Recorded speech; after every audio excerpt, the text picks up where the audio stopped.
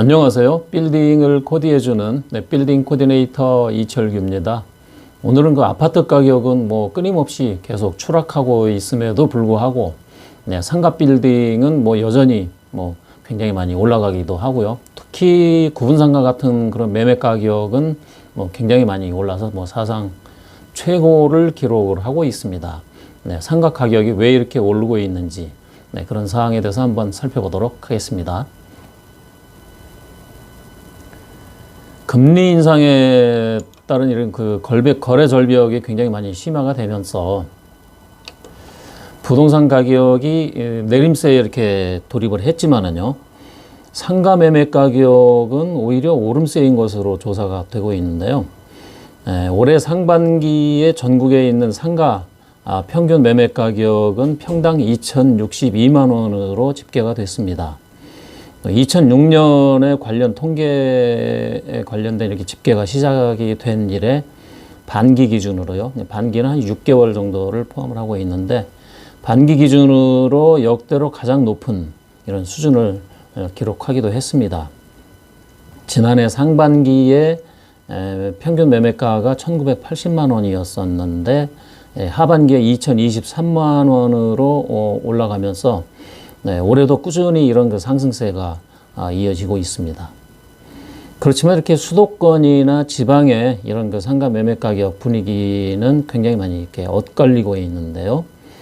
특히 서울의 올해 상반기 평당 매매 가격은 3,875만 원이었습니다. 4개 반기, 그러니까 한 2년 동안 연속으로 계속해서 이렇게 오르고 있는데요. 올해 상반기 서울 상가에 있는 거래 중에서 가장 비싸게 거래된 매물은 지난 2월 달에 거래됐습니다. 위치는 방이동에 있는 올림픽 선수촌 아파트 단지 내에 있는 상가, 1층 상가가 평당 얼마에 거래가 됐냐면은 4억 1,740만 원에 거래가 되면서 상반기 거래 중 가장 비싸게 거래된 상가로 기록을 했는데요. 반면에 이렇게 지방에 있는 상가 같은 경우에는 지난해 하반기 평균 가격이 1,375만 원이었습니다만은 올해 상반기에는 1,283만 원으로 떨어졌습니다.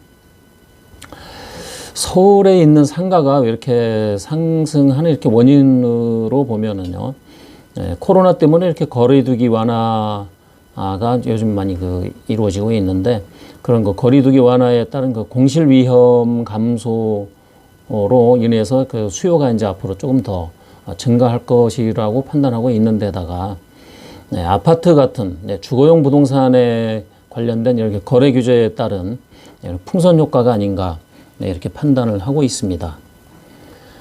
그렇지만은 이렇게 참고로 이렇게 금리 인상에 따른 금리가 요즘 굉장히 많이 오르고 있는데, 금리 인상에 관련된 대출이자 부담이 계속해서 커지고 있죠. 그러면서 수익률은 점점 더 떨어질 수 있다는 점 특히 또 유의하시고요. 특히나 유동인구가 적은 지방 같은 경우에는 타격이 훨씬 더 크겠죠. 이런 지방에 있는 매물 같은 경우에는 타격이 클 수밖에 없기 때문에 투자하실 때 유의해야 한다는 말씀 전해드리면서요.